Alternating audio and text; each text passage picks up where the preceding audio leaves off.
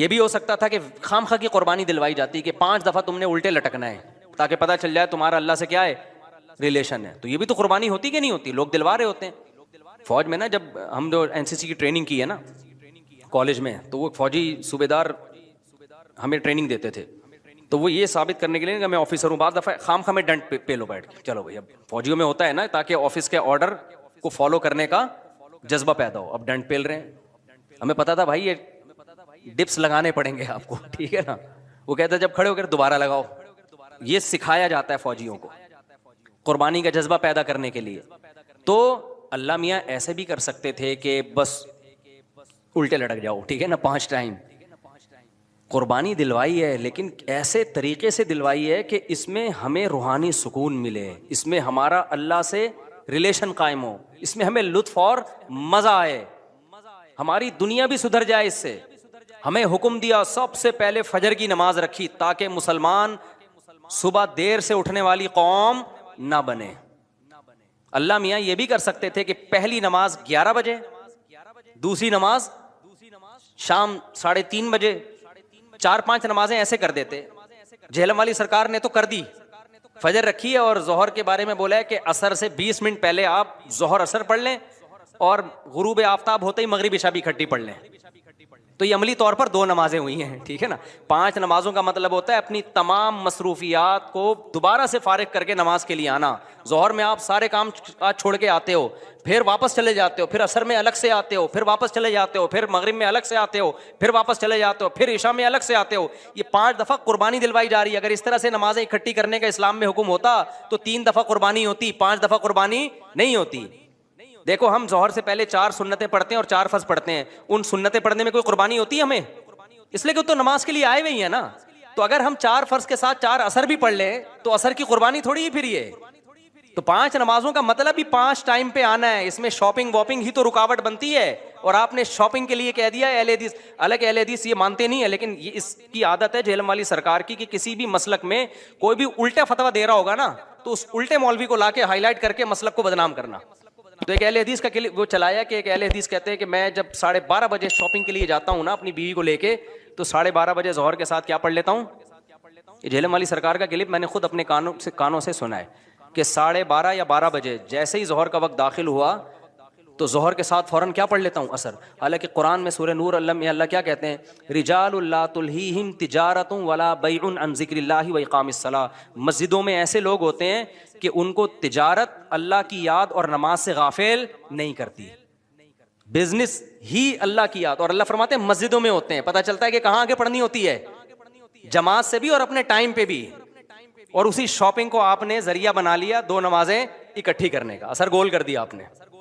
ये है तफक्को और बसीरत, समझते हो। और उस नमाज का अजर खराब किया है जिसकी सबसे ज्यादा ताकीद कुरान बयान कर रहा है।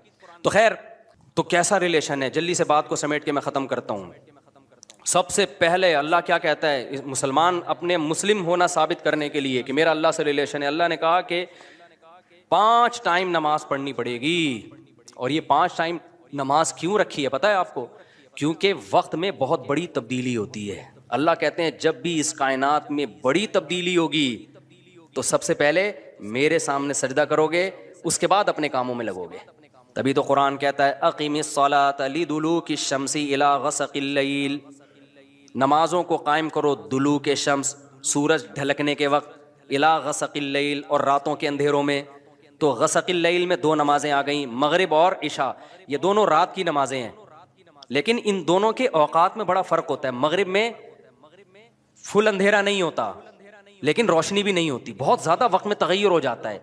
और गसक़ुल जो है लैल जब इंतहाई दर्जे की होती है तो वो इशा का वक्त, जब बिल्कुल क्या हो जाता है, अंधेरा। आगे अल्लाह कहते हैं वक़ुरआन अल फजरी, और फिर फजर का वक्त बिल्कुल डिफरेंट टाइम होता है। मगरिब का वक्त बाकी औकात से बिल्कुल मुख्तलिफ है। सूरज ढल गया, गुरूब हो गया, लेकिन अभी रोशनी है, अंधेरा शुरू नहीं हुआ। फिर घुप अंधेरा हो गया। ये क्या है? ये बड़ा तगय्युर हो रहा है जमीन के अंदर। तगय्युर समझते हो, तब्दीली, चेंजिंग, आसान लफ्ज इस्तेमाल करना चाहिए मुझे भी। बड़ी चेंजिंग आ रही है टाइमिंग में, और इससे इंसान के जज्बात में और एहसासात में बड़ा फर्क पड़ता है। जोहर का तो फजर का वक्त बिल्कुल डिफरेंट है, अभी दिन तुलू होने वाला है, फिर सूरज होते होते जब ढलकता है ना, बिल्कुल बुलंदी पे पहुंच के, तेज तपती हुई धूप होती है जिसको अल्लाह दुलूक के शम्स कह रहे हैं, दुलूक कहते हैं ढलकना। तो सूरज का जो ढलकना है ना, बुलंदी पे जाके लुढ़कना नीचे, इसको क्या कहते हैं? इसमें अल्लाह ने दो नमाजों का जिक्र कर दिया, ज़ोहर और असर। इसलिए कि दुलूक जो मोतद भी होता है, गाड़ी उर्दू फिर इस्तेमाल कर रहा हूँ, मोतद भी काबिल जिक्र दुलूक, वो एक असर में होता है, एक ज़ोहर में होता है। मैंने वो क्लिप रिकॉर्ड करवाया था ना आकिब सईद को कि 5 नमाजें अपने टाइम पर हैं, और ये कुरान की ईसाई से साबित है कि नमाजों के 5 टाइम है, 3 टाइम की नमाजें कुरान में नहीं है। तो उस पर मैंने कहा था कि दुलूक शम्स है ना, सूरज का ढलकना, तो मोतद भी ढलकना, काबिल जिक्र ढलकना एक ज़ोहर के वक्त होता है, एक असर के वक्त, क्योंकि असर के वक्त 45 पे आ जाता है और ज़ोहर के वक्त बुलंदी पे जाके ढलकता है। तो उसके नीचे के लोगों के कमेंट्स आए हुए थे कि अगर कुरान का ये मतलब है ढलकने के वक्त, तो फिर तो हर वक्त सूरज ढलक रहा है। समझ में आया पागल किसे कहते हैं? ये है मुज्तहिदीन, यानी उनका दावा ये था कि 3 वक्त हैं नमाज के कुरान में, ज़ोहर है और इशा है और फजर है। तो 3 वक्त से ये साबित करना चाहते हैं कि ज़ोहर असर मिला के पढ़ लो और मगरिब इशा मिला के पढ़ लो, असल में 3 टाइम है। ये गलत है। दुलूक शम्स का लफ्ज़ है कुरान में, और दुलूक से मुतलक दुलूक मुराद है, और मुतलक से फ़र्द कामिल मुराद होता है, जो मोतद भी। देखो फ़र्द कामिल को मैं मिसाल से समझाता हूँ। पहले मैं ये जो जिन्होंने एतराज़ किया ना उटपटांग किस्म का, इनके एतराज़ का जवाब दूँ। ये कहते हैं हर वक्त, वाकई हर वक्त तो दुलूक हो रहा है, लेकिन इसका तो कोई भी कायल नहीं है, ऐसे तो 1 करोड़ नमाजें हो जाएंगी। अबे सूरज बुलंदी पे जाके जब तक पूरा गुरूब नहीं होता तो हर सेकंड ढलक ही रहा है ना, तो क्या हर सेकंड में नमाज पढ़ेंगे? तो जाहिर है कुरान वो बात करेगा जो इंसानों के फहम के मुताबिक होंगी। तो इससे साफ पता चलता है वो ढलकना मुराद है जो काबिले जिक्र ढलकना हो। तो काबिले जिक्र ढलकना, जिसको इस्तिलाह में कहते हैं मोतद बिही ढलकान, वो जब है जब बुलंदी पे जाके पहली दफा ढलकना शुरू हो और फिर 45 के जाविये पे आ जाए। इससे ज्यादा ढलकान वाली नमाज हदीस से साबित भी नहीं है। नहीं आई मेरा ख्याल है बात? तो मुतलक से फर्द कामिल मुराद होता है। इसको मैं मिसाल से समझाता हूँ। देखो मैं आपसे कहता हूँ चाय लेकर आओ, आप बर्फ डाल के ठंडी चाय ले आए, मैं कहूँगा ये क्या ले आया? आप कहें आपने बोला था गर्म चाय लाओ। मैं बोलूंगा जब मैंने चाय का लफ्ज मुतलक बोला है, उसके साथ कोई गर्म या ठंडे की कैद नहीं लगाई, तो उससे फर्द कामिल ही मुराद होता है। कामिल फर्द चाय का क्या है? कामिल दर्जे की चाय क्या है? जो गर्म होती है, दरमियानी दर्जे का मीठा होता है और मुनासिब सी पत्ती होती है। मैंने आपसे कहा चाय लेकर आओ, आप 6 चम्मच जहर बना के ना पत्तियों के डाल के ले आए, और सब मैंने कहा ये क्या लेकर आया है? आप कह रहे हैं, आप बोल रहे हैं चाय। मैं कहा भाई तू जहर बना दी। तो आप बोलो आपने ये थोड़ी कहा था नॉर्मल चाय, आपने तो चाय बोला था। तो चाय में तो कोई भी चाय। समझ में आ रही है बात कि नहीं आ रही? ये चीजें उसूल फ़िक़्ह में पढ़ी जाती हैं जो आजकल के स्कॉलर्स ने नहीं पढ़ी, तभी कुरान हदीस का मतलब भी इनको समझ में नहीं आता। तो अल मुतलक़ु इज़ा उतलिक़ा युरादु बिहिल फ़र्दुल कामिल, ये उसूल फ़िक़्ह का मसला है और लुगत का भी मसला है। ये कायदा है, ज़ाब्ता है कि जब भी कोई लफ्ज़ अल इतलाक़ बगैर किसी क़ैद के बोला जाएगा तो फ़र्द कामिल मुराद होता, अकमल नहीं। अकमल का मतलब बहुत ऊपर की ज़ाफ़रान वाली चाय, ना ना ना, फ़र्द कामिल जो नाक़िस ना हो। ज़ाफ़रान वाली चाय ले आओगे फिर भी बुरा लगेगा। आप बोलोगे भाई मुफ्ती साहब आपने चाय बोला था और कहा था कि फ़र्द कामिल मुराद होता है, तो मैं उसमें ज़ाफ़रान डाल के ले आया। अब मैं पता नहीं ज़ाफ़रान पीऊँ नहीं पीऊँ यार, तो क्या करके ले आया? मैं तो कामिल नहीं, मैं तो अकमल। तो मैं बोलूँगा कायदा यह है कि मुतलक जब बोला जाता है तो नॉर्मल जो कामिल नाक़िस ना हो, अकमल मुराद नहीं होता उससे। समझते हो? तो ये कायदे कुरान और सुन्नत पे भी जारी होते हैं, क्योंकि अल्लाह मियाँ ने भी तो कलाम किया है ना, नबी ने भी तो कलाम किया है, तो नबी के कलाम में भी वही लुगत के कायदे चलेंगे जो आम कायदे हैं। समझते हो गए नहीं समझते? तो अब देखो कुरान कह रहा है अक़ीमिस्सलात लिदुलूकी शम्स, सूरज के ढलकने के वक्त। तो ढलकने से फर्द कामिल जो कामिल दर्जे का ढलकना है, तो कामिल दर्जे का ढलकना एक जब बिल्कुल बुलंदी पे जाके ढलकना शुरू होता है, इसको कहते हैं ढलकना, पहली दफा जब ढलकना। और दूसरा जब 45 के जाविये पर जो असर के करीब का टाइम है, जिसमें सूरज में तगय्युर पैदा होना शुरू हो जाता है, तो ये ढलकना है। तो अब जब भी जमीन में कोई नया टाइम दाखिल होता है ना, तो अल्लाह कहते हैं क्या करना है? सबसे पहले अल्लाह का शुक्र। तभी उलमा ने उसूल फ़िक़्ह की किताबों में लिखा है कि नमाजों के जो औकात हैं ना, यही नमाज का सबब है। समझते हो? अल्लाह मियाँ ने नमाजों के औकात को नमाज का सबब बना दिया। अब इस बात को भी समझो, असल में नमाज का सबब है अल्लाह के एहसानात। नमाज जो हम पढ़ते हैं इसका असल सबब क्या है? अल्लाह के एहसानात। अब अल्लाह के एहसानात तो 24 घंटे हैं, तो क्या 24 घंटे पढ़ते रहें? जाहिर है उसमें हरज है। तो अल्लाह मियाँ ने क्या किया? अल्लाह मियाँ ने बोला देखो शरीयत का एक उसूल है। अभी क्या तुम्हें पूरा उसूल फ़िक़्ह बैठा के समझाऊं मैं, लेकिन क्या करें, समझाए बात समझ में आती नहीं। देखो शरीयत का और कॉमन सेंस का भी एक उसूल है कि जब किसी, पहले मैं मुश्किल उर्दू में समझाता हूँ फिर एक्सप्लेन करूँगा। जब किसी हुक्म का मदार हकीकत किसी हकीकी सबब पे रखना मुमकिन नहीं होता ना, तो सबब ज़ाहिर पर हुक्म का मदार रखा जाता है। मुश्किल है, मुझे पता है, आसान करके समझा रहा हूँ। देखो, हम जो सफ़र में 2 रकतें पढ़ते हैं, इसकी असल वजह है मशक्क़त। क्यों हम 2 रकतें पढ़ते हैं? भाई टेंशन है सफ़र में। अल्लाह ने नमाज क्या कर दी कि भाई सफ़र में आदमी ऐसे राहत में नहीं होता जैसे घर में होता है ना। तो अल्लाह मियाँ ने क्या हुक्म दिया कि भाई कितनी पढ़नी है? 2 पढ़नी है। तो असल जो वजह है ना सफ़र में 4 की 2 जो अल्लाह ने कर दी है, इसलिए कि सफ़र में आदमी इतनी खुशी और राहत में नहीं होता, बल्कि थोड़ी सी टेंशन में होता है। लेकिन अगर अल्लाह ताला ये कहते कि टेंशन ही पर हुक्म का मदार है, तो ये टेंशन कम होने के बजाय बढ़ जाती है। वजह उसकी है कि हम सोचते रहते, पता नहीं मुझे सफ़र में टेंशन हो भी रही है कि नहीं हो रही है। बाज़ दफ़ा लोग सफ़र में घर की निस्बत ज़्यादा खुश होते हैं। आप जा रहे हो जहाज़ में या ट्रेन में, बड़ा मज़ा आ रहा है, आदमी को यार अल्लाह मियाँ ने तो कहा था टेंशन की, अब तो टेंशन नहीं हो रही। तो वहमी तो वैसे ही बढ़ जाता, वहमियों का प्रोग्राम ना। वो तो सारा जो 6 घंटे जिसका वुज़ू नहीं होता, वो ये कैसे सोचेगा कि मुझे टेंशन हो रही है कि नहीं हो रही। फिर अगर हो रही है तो कितने कितने किलो टेंशन हो रही है। बाज़ दफ़ा हो रही है लेकिन आदमी कहता है यार इतनी तो मुझे घर में भी होती है, या हो सकता है नहीं होती है। तो इस्लाम इन बखेड़ों से निकाल के अल्लाह मियाँ ने क्या किया, भाई सफ़र सबब है टेंशन का और टेंशन सबब है नमाज का। तो असल सबब तो टेंशन है, लेकिन अगर टेंशन पे मैंने डाल दिया ना मदार, तो ये टेंशन कम नहीं होगी, बढ़ेगी। लिहाजा सफ़र पे डाल दिया मैंने। अब सफ़र होगा तो छोड़ दो, टेंशन है या नहीं, वो 2 पढ़ा करो। नहीं है बात, मेरा ख्याल है। तो ये टेंशन से बचाने के लिए अल्लाह ने कह दिया, अब सफ़र में चाहे इंजॉय भी कर रहा हो ना आदमी, तो भी हम कितनी पढ़ते हैं? 2 पढ़ते हैं। और मकाम पे जितनी मर्जी टेंशन में हो फिर भी पूरी 4 पढ़ते हैं। तो ये उसूल, और ये दुनिया में भी ये उसूल चलते हैं। समझते हो कि नहीं समझते? तो यहां भी अल्लाह ने क्या किया, अल्लाह मियाँ ने फरमाया असल में तो तुम पे नमाज फर्ज है, इसलिए कि मेरे एहसानात तुम पर बहुत हैं। अब वो एहसानात तो हर वक्त बोलो होते रहते हैं। अब हर वक्त एहसानात हैं तो अब हर वक्त पढ़ते रहें नमाज, वो तो नामुमकिन है। तो अल्लाह मियाँ ने कहा कि भाई देखो, अल्लाह के एहसानात में जो तजद्दुद होता है ना, जिद्दत आती है, वो टाइम के लिहाज से आती है। हमारी पूरी जिंदगी का निज़ाम किससे चल रहा है? टाइम से चल रहा है। तो वक्त जैसे ही तब्दील होता है ना, एक नई नेमत का ज़ुहूर होता है। तो तब्दीली वक्त पे हुक्म का मदार रख दिया अल्लाह ताला ने। टाइम जैसे जैसे चेंज होगा तो समझ लो कि अल्लाह की नई नेमत मिल रही है तुम्हें। तो उस नई नेमत पे शुक्राने के लिए तुमने क्या करना है? नमाज पढ़नी है। तो टाइम चेंज होता है। तो टाइम जो है ना, अब टाइम तो 24 घंटे में हर सेकंड में चेंज हो रहा है। तो वही बात है, अल्लाह ने कहा हर सेकंड में चेंज हो रहा है, लेकिन दुलू के शम्स वाला टाइम और रात वाला टाइम और वो कुरान अल फजर, फजर वाला टाइम, ये इसमें टाइम में बड़ा तगय्युर आता है। तो बड़ा तगय्युर आता है तो नई नेमत मिल रही है।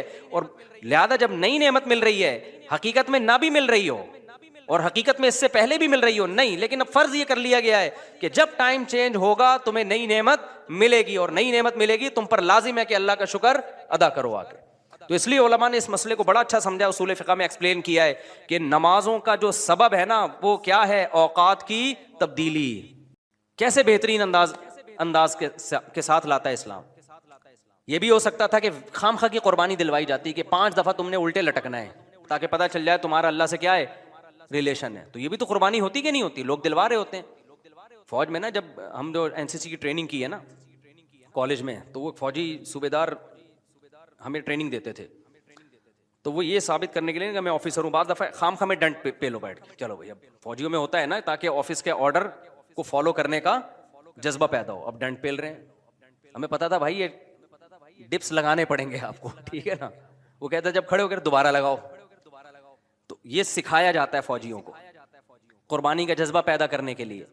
तो अल्लाह मियाँ ऐसे भी कर सकते थे कि बस उल्टे लटक जाओ, ठीक है ना, 5 टाइम।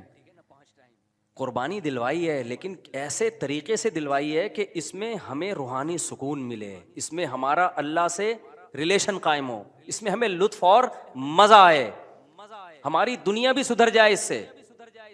हमें हुक्म दिया सबसे पहले फजर की नमाज रखी, ताकि मुसलमान सुबह देर से उठने वाली कौम ना बने।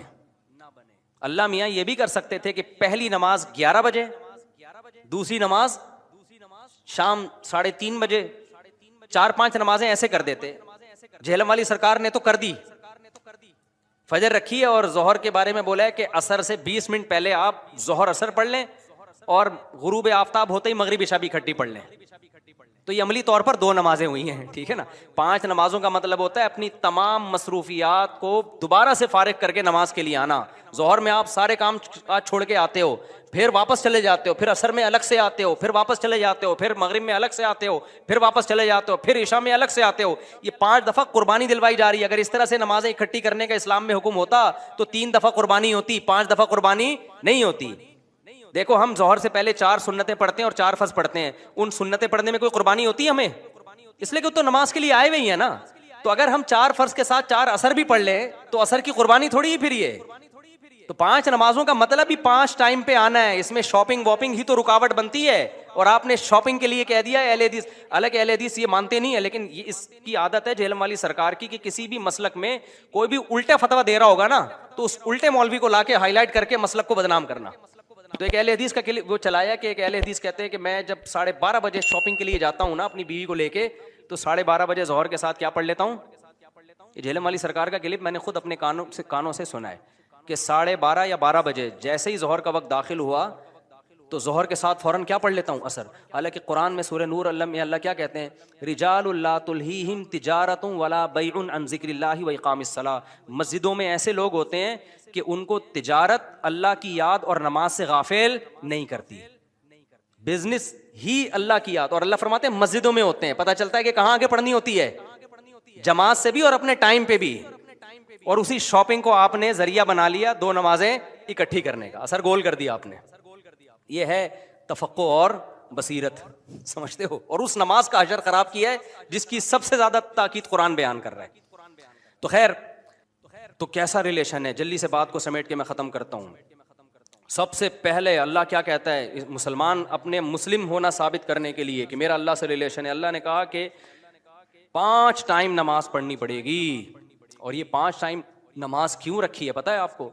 क्योंकि वक्त में बहुत बड़ी तब्दीली होती है। अल्लाह कहते हैं जब भी इस कायनात में बड़ी तब्दीली होगी तो सबसे पहले मेरे सामने सजदा करोगे, उसके बाद अपने कामों में लगोगे। तभी तो कुरान कहता है अक़ीमिस्सलात लिदुलूकी शम्सी इला गसक़िल लैल, नमाजों को कायम करो दुलूके शम्स, सूरज ढलकने के वक्त, इला गसक़िल लैल, और रातों के अंधेरों में। तो गसक़िल लैल में 2 नमाजें आ गई, मगरिब और इशा। ये दोनों रात की नमाजें हैं, लेकिन इन दोनों के औकात में बड़ा फ़र्क होता है। मगरिब में फुल अंधेरा नहीं होता लेकिन रोशनी भी नहीं होती, बहुत ज़्यादा वक्त में तगय्युर हो जाता है। और गसक़ुल जो है लैल जब इंतहाई दर्जे की होती है तो वो इशा का वक्त, जब बिल्कुल क्या हो जाता है, अंधेरा। आगे अल्लाह कहते हैं वक़ुरआन अल फजरी, और फिर फजर। फजर का वक्त बिल्कुल डिफरेंट टाइम होता है। मगरिब का वक्त बाकी औकात से बिल्कुल मुख्तलिफ है। सूरज ढल गया, गुरूब हो गया, लेकिन अभी रोशनी है, अंधेरा शुरू नहीं हुआ। फिर घुप अंधेरा हो गया। ये क्या है? ये बड़ा तगय्युर हो रहा है जमीन के अंदर। तगय्युर समझते हो, तब्दीली, चेंजिंग, आसान लफ्ज इस्तेमाल करना चाहिए मुझे भी। बड़ी चेंजिंग आ रही है टाइमिंग में, और इससे इंसान के जज्बात में और एहसासात में बड़ा फर्क पड़ता है।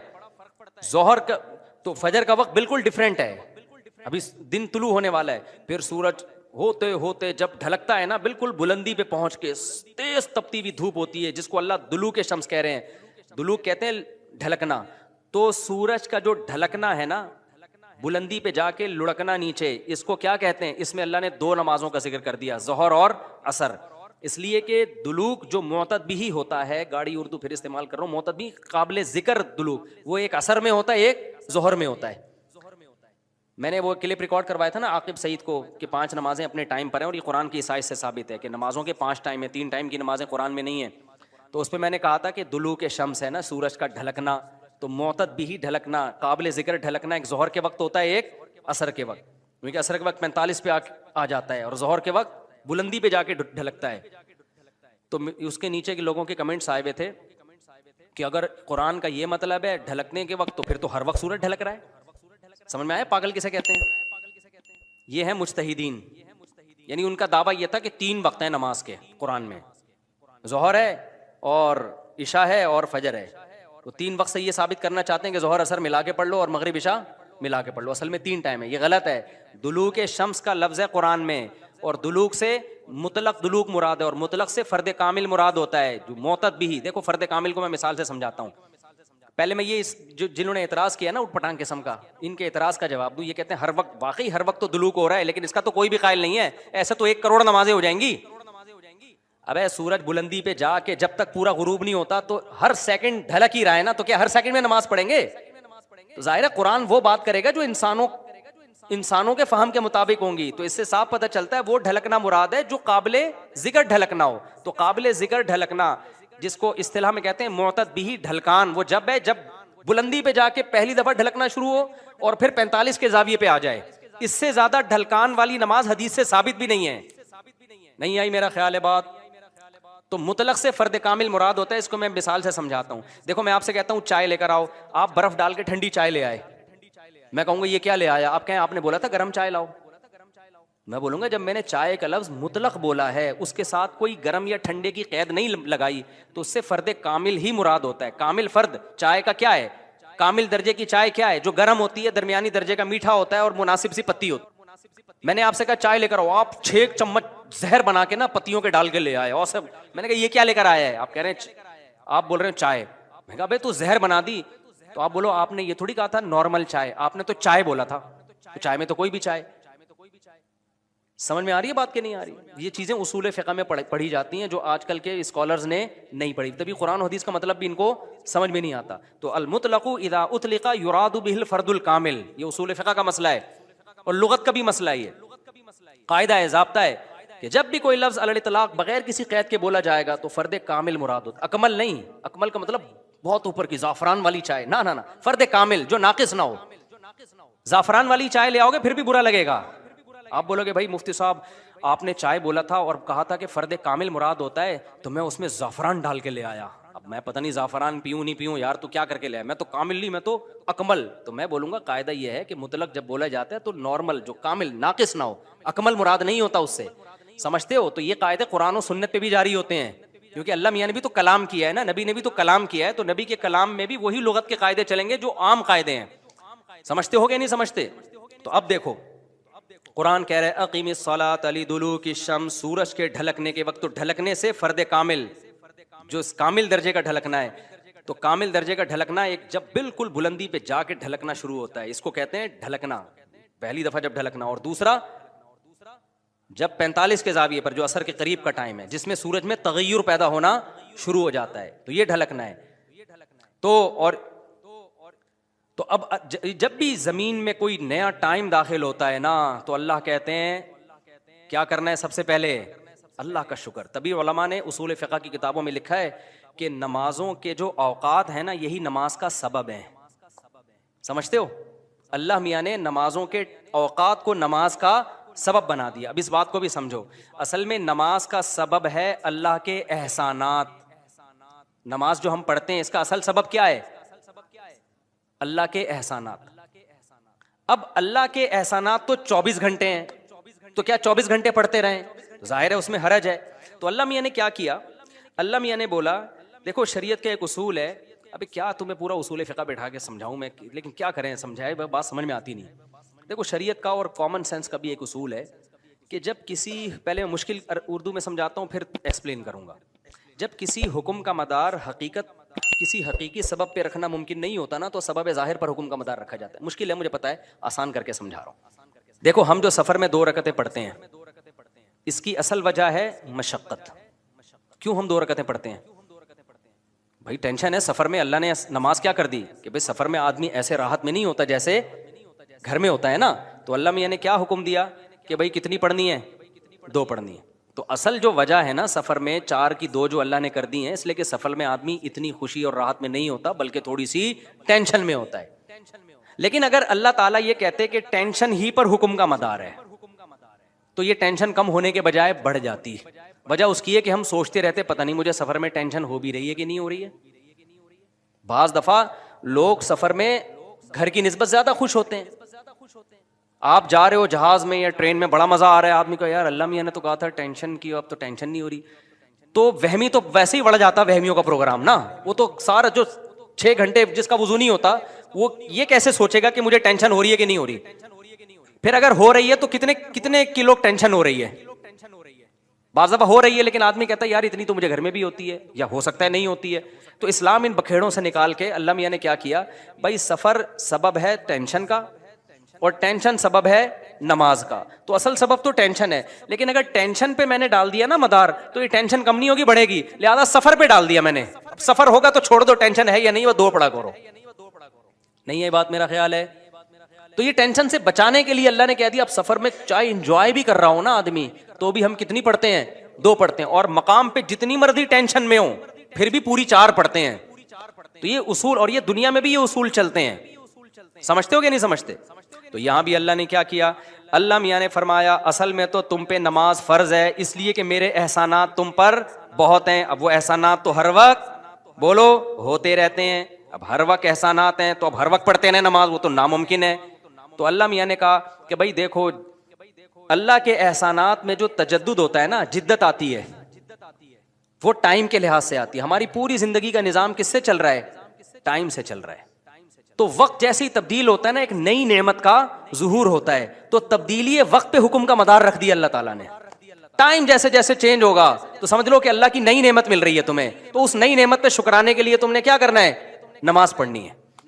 तो टाइम चेंज होता है, तो टाइम जो है ना, अब टाइम तो 24 घंटे में हर सेकंड में चेंज हो रहा है। तो वही बात है, अल्लाह ने कहा हर सेकंड में चेंज हो रहा है, लेकिन दुलू के शम्स वाला टाइम और रात वाला टाइम और वो कुरान अल फजर, फजर वाला टाइम, ये इसमें टाइम में बड़ा तगय्युर आता है। तो बड़ा तगय्युर आता है तो नई नेमत मिल रही है। और लिहाजा जब नई नेमत मिल रही है, हकीकत में ना भी मिल रही हो और हकीकत में इससे पहले भी मिल रही हो नहीं, लेकिन अब फर्ज ये कर लिया गया है कि जब टाइम चेंज होगा तुम्हें नई नेमत मिलेगी, और नई नेमत मिलेगी तुम पर लाजिम है कि अल्लाह का शुक्र अदा करो आके। तो इसलिए उलमा ने इस मसले को बड़ा अच्छा समझा, उसूल फ़िक़्ह में एक्सप्लेन किया है कि नमाजों का जो सबब है ना, वो क्या है? औकात की तब्दीली। जैसे 2 रकतों का सबब सफर है, हालांकि असल में नहीं है, असल में तो कुछ और है, लेकिन अब अल्लाह ने क्या बना दिया? सफर को। तो ऐसे ही नमाजों के वाजिब होने का सबब क्या है?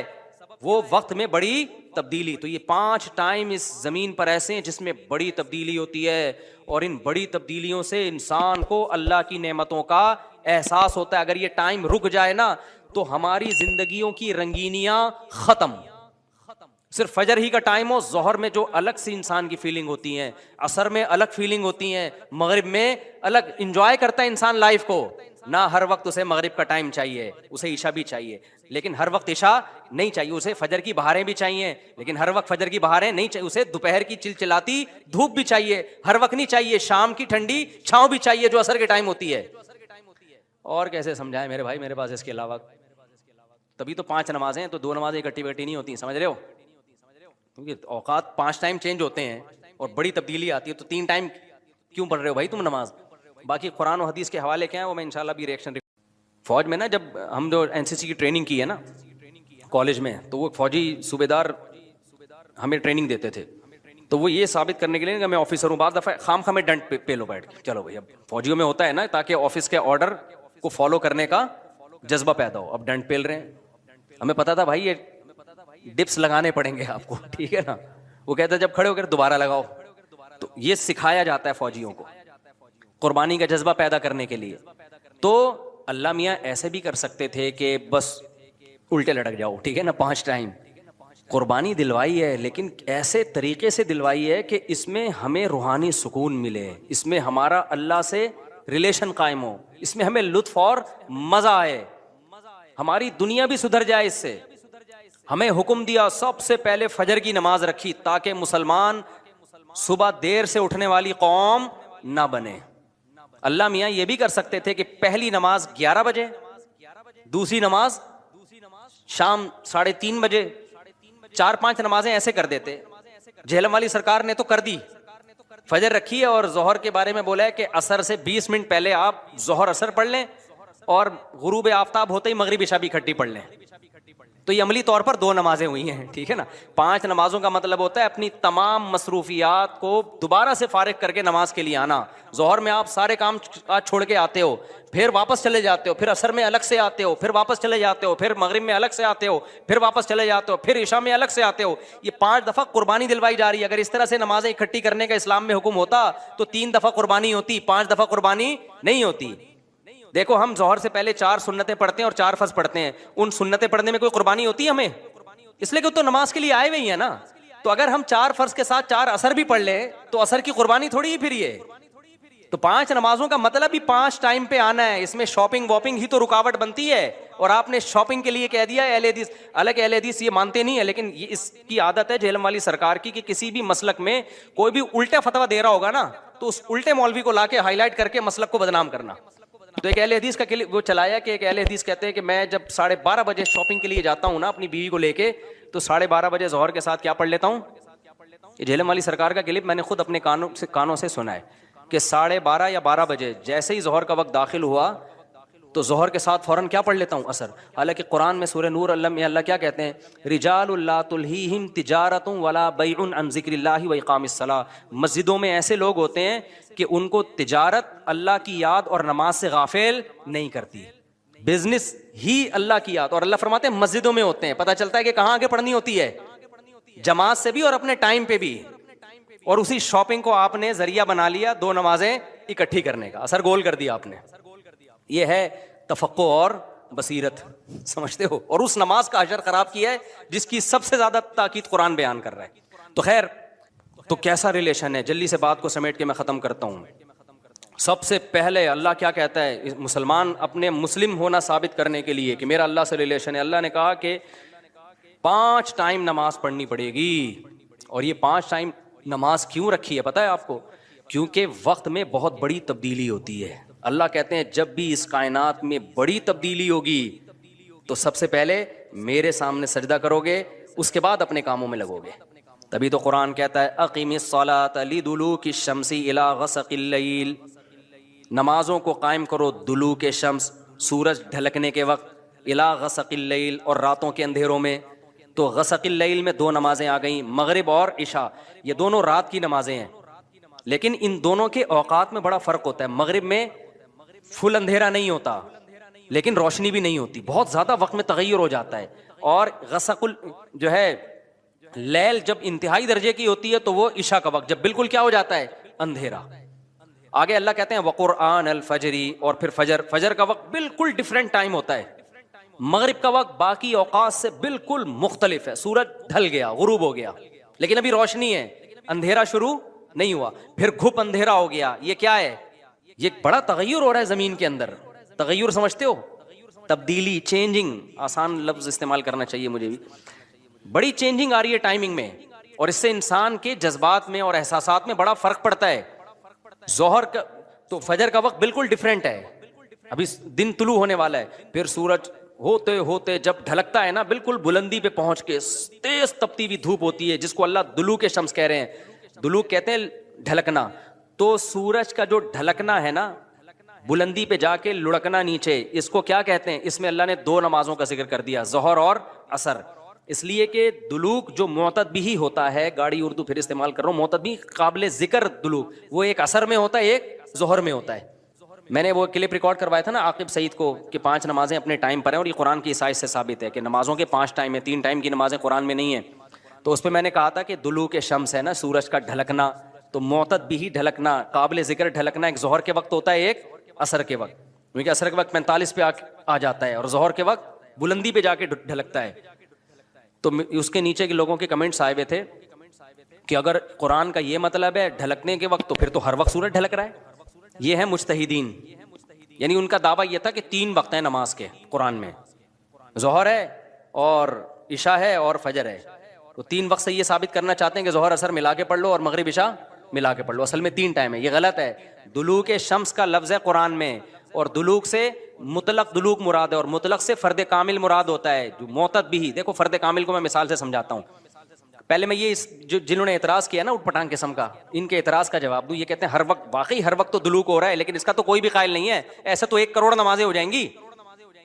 अबे सूरज बुलंदी पे जाके जब तक पूरा गुरूब नहीं होता तो हर सेकंड ढलक ही रहा है ना, तो क्या हर सेकंड में नमाज पढ़ेंगे? तो जाहिर है कुरान वो बात करेगा जो इंसानों के फहम के मुताबिक होंगी। तो इससे साफ पता चलता है वो ढलकना मुराद है जो काबिले जिक्र ढलकना हो। तो काबिले जिक्र ढलकना, जिसको इस्तिलाह में कहते हैं मुअतद बिही ढलकान, वो जब है जब बुलंदी पे जाके पहली दफा ढलकना शुरू हो और फिर 45 के जाविये पे आ जाए। इससे ज्यादा ढलकान वाली नमाज हदीस से साबित भी नहीं है। नहीं आई मेरा ख्याल है बात। तो मुतलक से फर्द कामिल मुराद होता है। इसको मैं मिसाल से समझाता हूँ। देखो मैं आपसे कहता हूँ चाय लेकर आओ, आप बर्फ डाल के ठंडी चाय ले आए, मैं कहूँगा ये क्या ले आया? आप कहें आपने बोला था गर्म चाय लाओ, मैं बोलूंगा जब मैंने चाय का लफ्ज मुतलक बोला है, उसके साथ कोई गर्म या ठंडे की कैद नहीं लगाई, तो उससे फर्द कामिल ही मुराद होता है। कामिल फर्द चाय का क्या है? कामिल दर्जे की चाय क्या है? जो गर्म होती है, दरमियानी दर्जे का मीठा होता है और मुनासिब सी पत्ती होती है। मैंने आपसे कहा चाय लेकर आओ, आप 6 चम्मच जहर बना के ना पत्तियों के डाल के ले आए और सब। मैंने कहा ये क्या लेकर आया है? आप कह रहे हैं, आप बोल रहे हैं चाय। मैं कहा भाई तू जहर बना दी। तो आप बोलो आपने ये थोड़ी कहा था नॉर्मल चाय, आपने तो चाय बोला था। तो चाय में तो कोई भी चाय। समझ में आ रही है बात कि नहीं आ रही है? ये चीजें उसूल फ़िक़्ह में पढ़ी जाती हैं जो आजकल के स्कॉलर्स ने नहीं पढ़ी, तभी कुरान हदीस का मतलब भी इनको समझ में नहीं आता। तो अल मुतलक़ु इज़ा उतलिक़ा युरादु बिहिल फ़र्दुल कामिल, ये उसूल फ़िक़्ह का मसला है और लुगत का भी मसला है। ये कायदा है, ज़ाब्ता है कि जब भी कोई लफ्ज़ अलल इतलाक़ बगैर किसी क़ैद के बोला जाएगा तो फ़र्द कामिल मुराद होता है, अकमल नहीं। अकमल का मतलब बहुत ऊपर की ज़ाफ़रान वाली चाय, ना ना ना, फ़र्द कामिल जो नाक़िस ना हो। ज़ाफ़रान वाली चाय ले आओगे फिर भी बुरा लगेगा। आप बोलोगे भाई मुफ्ती साहब आपने चाय बोला था और कहा था कि फ़र्द कामिल मुराद होता है, तो मैं उसमें ज़ाफ़रान डाल के ले आया। अब मैं पता नहीं ज़ाफ़रान पीऊँ नहीं पीऊँ यार, तू क्या करके ले आया? मैं तो कामिल नहीं, मैं तो अकमल। तो मैं बोलूँगा कायदा यह है कि मुतलक जब बोला जाता है तो नॉर्मल जो कामिल नाक़िस ना हो, अकमल मुराद नहीं होता उससे। समझते हो? तो ये कायदे कुरान और सुन्नत पे भी जारी होते हैं, क्योंकि अल्लाह मियाँ ने भी तो कलाम किया है ना, नबी ने भी तो कलाम किया है, तो नबी के कलाम में भी वही लुगत के कायदे चलेंगे जो आम कायदे हैं। समझते हो गए नहीं समझते? तो अब देखो कुरान कह रहा है अक़ीमिस्सलात लिदुलूकी शम्स, सूरज के ढलकने के वक्त। तो ढलकने से फर्द कामिल जो कामिल दर्जे का ढलकना है, तो कामिल दर्जे का ढलकना एक जब बिल्कुल बुलंदी पे जाके ढलकना शुरू होता है, इसको कहते हैं ढलकना, पहली दफा जब ढलकना। और दूसरा जब 45 के जाविये पर जो असर के करीब का टाइम है, जिसमें सूरज में तगय्युर पैदा होना शुरू हो जाता है, तो ये ढलकना है।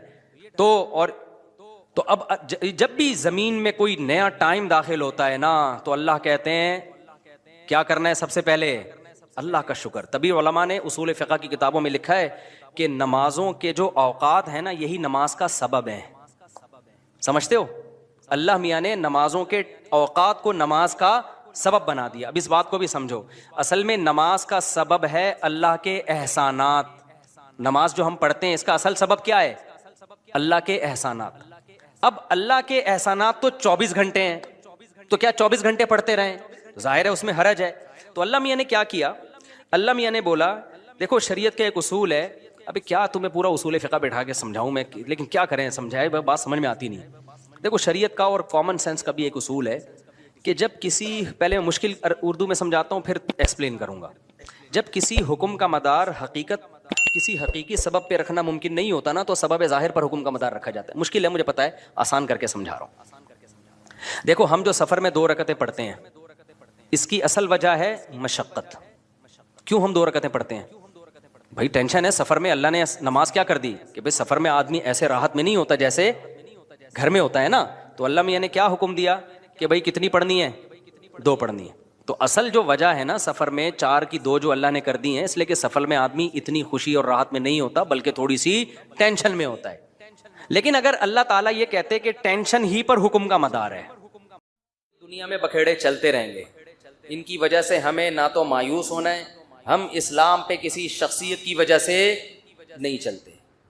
अपने आप को ऐसा बनाओ ही नहीं, किसी शख्सियत के ऐसे हवाले कर दो कि ये है तो मैं हूँ, ये नहीं है तो मैं भी नहीं हूँ। जो आदमी ये काम करेगा वो गुमराह हो जाएगा।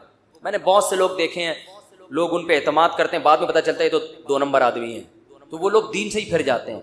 जब नबी के बारे में कुरान ने क्या कहा, देखो ग़ज़वा उहुद में रसूलुल्लाह सल्लल्लाहु अलैहि वसल्लम की शहादत की अफवाह फैल गई, झूठी खबर, बहुत से सहाबा हवास बाख्ता हो गए। कुरान में आयतें क्या नाज़िल हुई, वमा मुहम्मदुन इल्ला रसूल, मोहम्मद अल्लाह थोड़ी हैं, अल्लाह के पैगंबर हैं। अफ़ा इम्माता औ क़ुतिला, अगर उनकी मौत हो जाए या कत्ल हो जाए तो क्या तुम दीन पे वापस फिर जाओगे? यानी तुम मोहम्मद सल्लल्लाहु अलैहि वसल्लम की वजह से थोड़ी दीन पर हो, तुम किसको खुश करने के लिए हो? अल्लाह को। नबी को भी खुश कर रहे हो तो अल्लाह की खातिर। जब आप सल्लल्लाहु अलैहि वसल्लम का विसाल हुआ, आपकी वफात हुई, तो सहाबा के हौसले पस्त। तो हजरत उमर ने क्या फरमाया कि जो ये कहेगा कि नबी की मौत वाक़ हो गई है, मैं उसकी गर्दन उड़ा दूंगा। हजरत अबू बकर ने क्या फरमाया, यही आयत पढ़ी, वमा मुहम्मदुन इल्ला रसूल, फरमाया मोहम्मद अल्लाह के रसूल हैं बस। अफ़ा इम्माता औ क़ुतिला, उनकी मौत वाक़ हो जाए या कत्ल हो जाए तो दीन से फिर जाओगे क्या? फिर आपने फरमाया या अय्युहन्नास, ए लोगो, मन कान मिनकुम याबुदु मुहम्मदन फ़इन्न मुहम्मदन क़द मात, तुम में अगर कोई मोहम्मद की इबादत करता था सल्लल्लाहु अलैहि वसल्लम, तो मोहम्मद पर मौत वाक़े हो चुकी है। वमन काना मिनकुम याबुदुल्लाह, और तुम में कोई अल्लाह की इबादत करता था। क्या इस्लाम है यार, कितना यानी कितनी क्लियरिटी है इस्लाम के अकीदे में। और ये ऐलान वो कर रहा है जो मोहम्मद का सबसे चहीता है सल्लल्लाहु अलैहि वसल्लम, जो सबसे चहीता है, जिसको सबसे ज्यादा गम हुआ है आपके बिछड़ने का, उसकी ऐसी तरबियत हुई है कि भाई मैं असल नहीं हूं, असल कौन है? अल्लाह। तो क्या खुतबा दे रहे हैं, उधर सहाबा गम में रो रहे हैं, जानवर हलाक हो रहे हैं गम में, जो नबी जिन पर सवारी किया करते थे।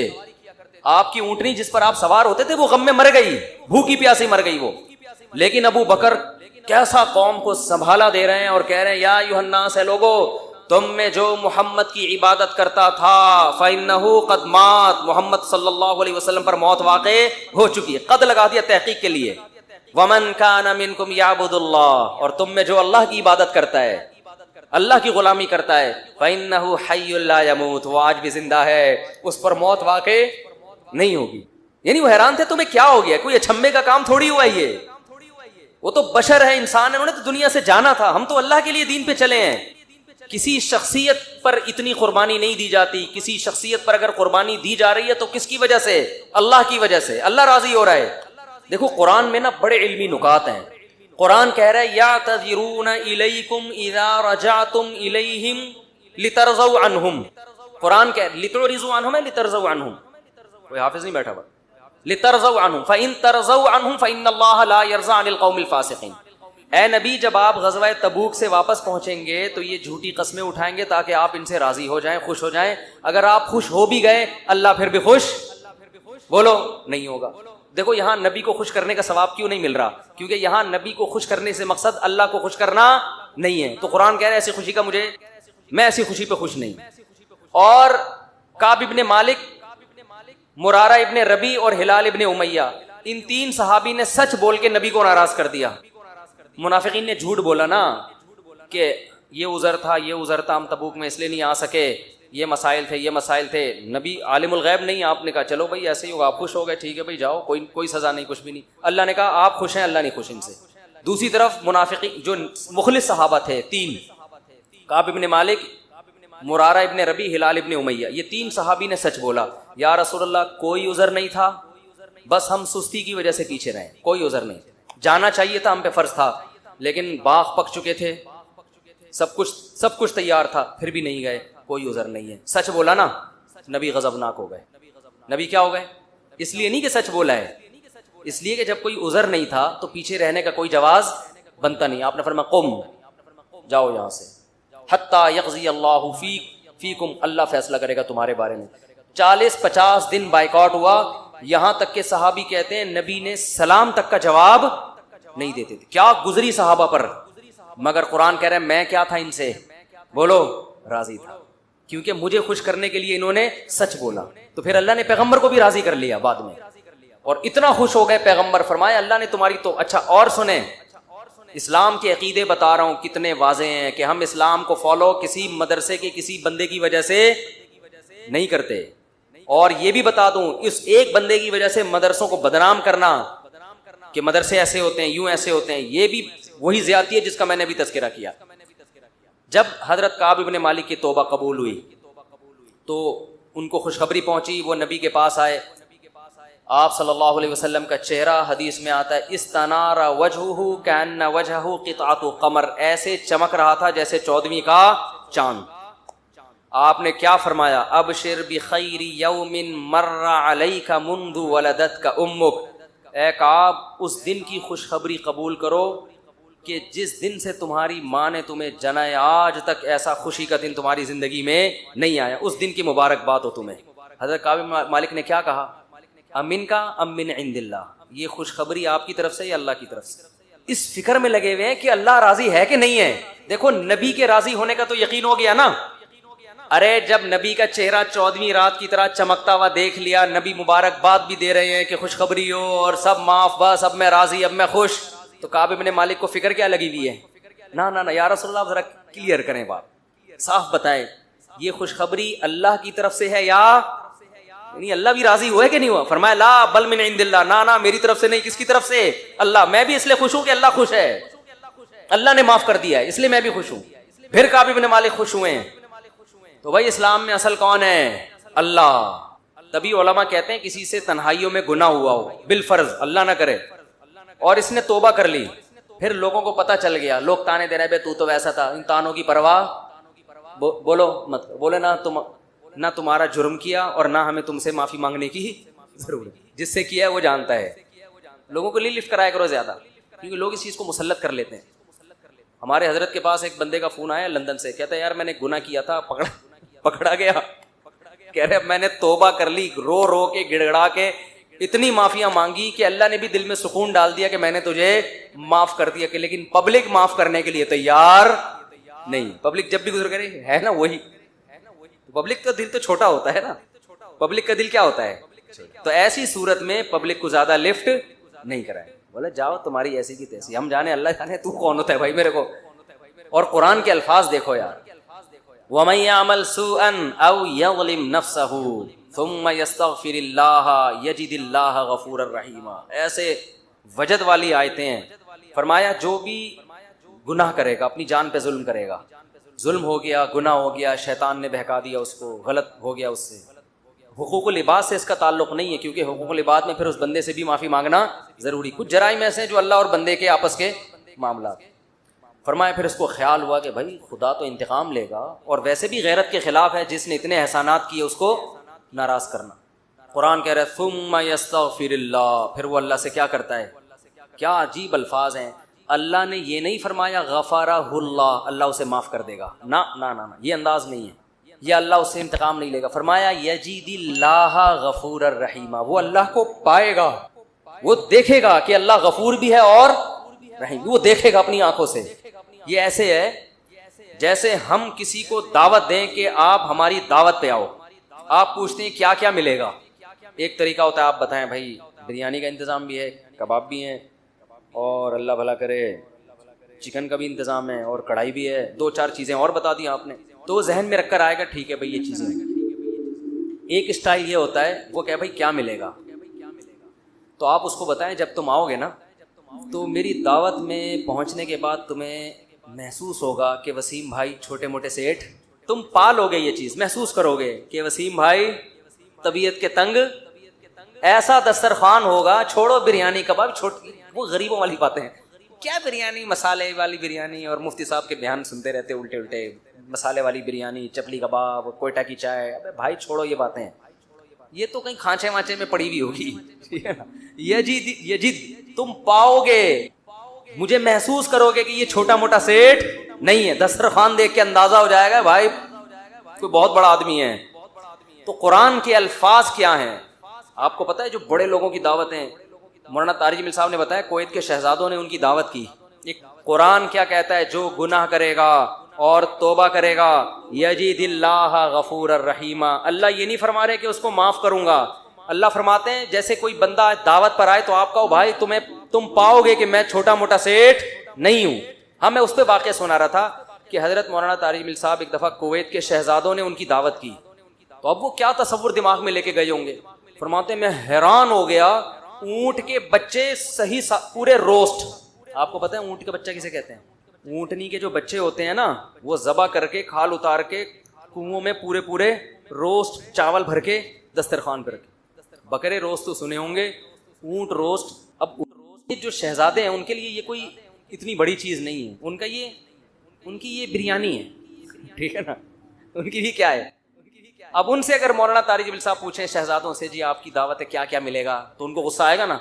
ओ भाई उनको गुस्सा आएगा ना कि यार हम कुवैत के शहजादे हैं, हमारी करेंसी देखो, और हम यहाँ का तो गरीब आदमी इतना पुरतकल्लुफ खाना खाता है, और तुम शहजादों से पूछ रहे हो खाने में, आपको गम हो रहा है कि पता नहीं बिरयानी मिलेगी कि नहीं मिलेगी, पता नहीं रोटी होगी कि नहीं होगी।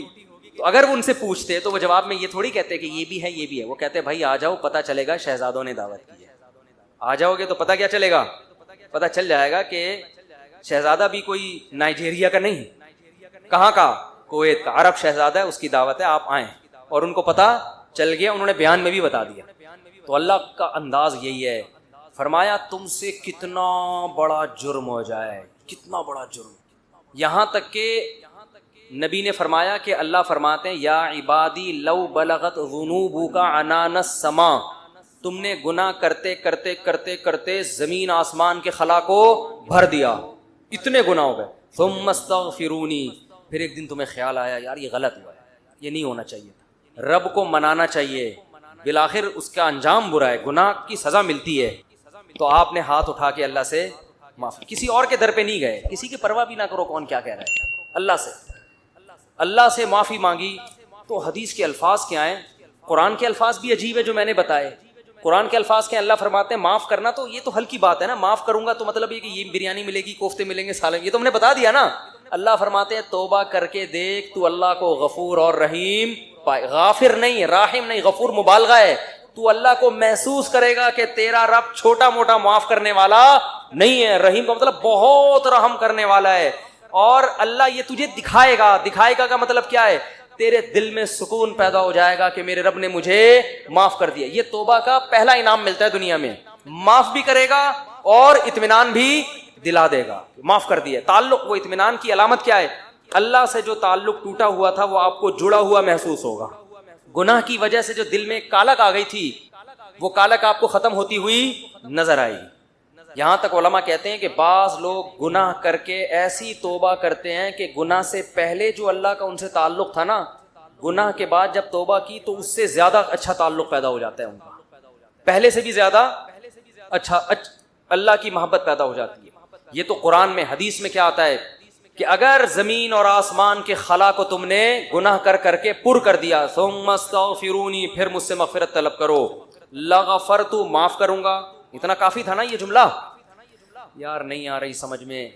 देखो अल्लाह ये कह देते कि जमीन और आसमान के खला को पुर कर दिया, मुझे नाराज किया है ना, पब्लिक के पास जाने की जरूरत, ईसाइयों में पादरियों के पास जाके माफ करवाते हैं, इतने पैसे ले लो माफ कर दो। अल्लाह कहते हैं पादरी का क्या बिगाड़ा है तुमने नाराज मुझे किया है, नमाज छोड़ी है मुझे नाराज किया, जिना किया मुझे नाराज किया, इंटरनेट पर फुहुश फिल्में देखी मुझे नाराज किया, ये जो हो रहे हैं गुनाह आजकल, कुछ भी किया मुझे नाराज किया ना, आओ मेरे सामने गिड़गिड़ाओ।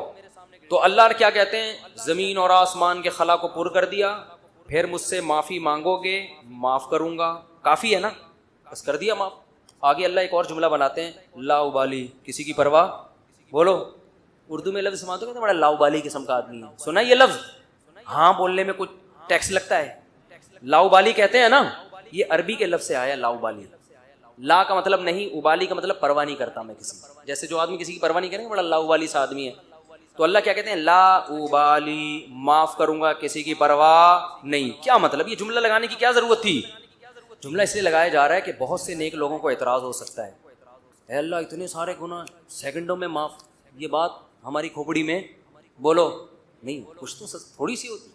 जैसे एक बेटा नाफरमान हो, 20 साल बाप को सताता रहे, अब बाप को जिंदगी भर सताया उसने, बाप ने कहा ऐसी की तैसी है, देखता हूँ मैं जायदाद से आग कर दूंगा, मैं ये कर दूंगा, बाप बूढ़ा हो गया, मरने लगा है भाई, अब जायदाद की तकसीम का वक्त आ रहा है, और अब ये गया, इसको पता है कि अब तो सारा मामला खराब, जिंदगी भर सताता रहा, आखिर में आके अब्बा से कहते हैं अब्बा I am very very sorry, अब्बा कहते हैं चल जा माफ किया। दूसरे बेटों को आएगा ना गुस्सा, है भाई अब्बा ये क्या, ये तो आपके रहम दिल होने से नाजायज फायदा उठा रहे हैं भाई, अभी आपके जाने का वक्त है और ये आके सॉरी करके चला गया। तो अब्बा अगर अब्बा होंगे तो आप दूसरे बच्चों को क्या बोलेंगे, बाप तुम हो या मैं हूं, क्या ख्याल है, बाप तुम हो या, ठीक है तुम्हारा मशवरा है, मैंने, बाप बहरहाल कौन है, मैं, मेरी मर्जी, मेरी जायदाद है, मेरी मिरास है, मैं किसी को भी ना दूं, मैं सदका कर दूं, जाओ।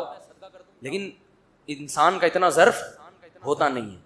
अब अल्लाह पर तो मौत वाक़े नहीं होगी, लेकिन इंसान पर तो मौत वाक़े होती है, और मौत के बाद रहमत के चांसेस खत्म, तौबा के दरवाजे बंद, सारी जिंदगी गुनाह करता करता अब मौत से पहले अल्लाह से क्या कह देता है, आई एम, तो अल्लाह कहते हैं कि मैं माफ़ करके, आगे पहले ही बता दिया कि किसी को एतराज़ करने का हक, अल्लाह को पता है बहुत सारे लोग आएंगे, या अल्लाह ये क्या है भाई, ये क्या इतने सारे गुनाह हो रहे हैं और इसने माफ़ी हो, 1 सेकंड में माफ़, ये तो तेरी हिकमत के खिलाफ है, ये तो मसलहत के खिलाफ है, ये तो यूं है, ये तो नाइंसाफी है। अल्लाह कहते हैं बोलने दो, मुझे परवाह, बोलो ना, तुमने थोड़ी जहन्नम बनाई है, मैंने बनाई है, नाफरमानी उसने मेरी की, माफ करने की ताकत मुझे है, तो मैं जिसको चाहूं माफ करूं, तुम्हें क्या तकलीफ हो रही है, तुम अपनी बात करो मुझसे, कि तुम्हें किसी जुर्म के बगैर मैं सजा थोड़ी दे रहा हूं। ये जो अल्फाज है ना, ला उबाली, ये बड़े जबरदस्त अल्फाज हैं। मुझे इस पर अक्सर एक चुटकुला याद आता है, वो मैं हर बयान में जब भी इस हदीस की तफसीर करता हूँ वो सुनाता हूँ। कि इसकी मिसाल कैसे है। इसकी मिसाल ऐसे है, ये जिन लोग पहले से बयान सुन रहे हैं उन्हें ये वाक़या सुना है, नए नए लोग भी आ जाते हैं ना, पुराने वाले असल में एतराज़ करते हैं यार वो घिसे पिटे किससे बार बार सुना सुना के ना थक गए हम। तो भाई आपके लिए घिसे पिटे, नए नए लोगों के लिए कोई मार्केट में नया आएगा तो बताएंगे हम, अब आ ही नहीं रहा। तो वो एक ऊंट, एक बैल और एक दुम्बा, ये बस वाक़या सुना के बयान ख़त्म करता हूँ, कुछ चंद सवालात के जवाब देने।